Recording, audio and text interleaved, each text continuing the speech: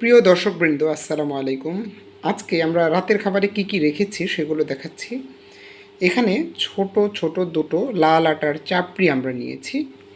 এখানে আমরা শশা নিয়েছি, আর এখানে দুটো ডিম নিয়েছি কুসুম সহ। আর মাঝখানে দেখতে পাচ্ছেন অনেকগুলো সবজি নিয়েছি আমরা। এই সবজিগুলো আমরা পাতলা করে কেটে নিয়ে এরপরে কয়েক মিনিটের সেদ্ধ করেছি।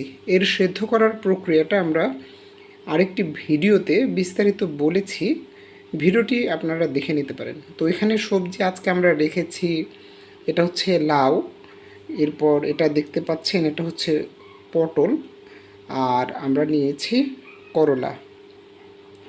তো প্রিয় দর্শক, এই হচ্ছে আজকে আমাদের রাতের খাবার।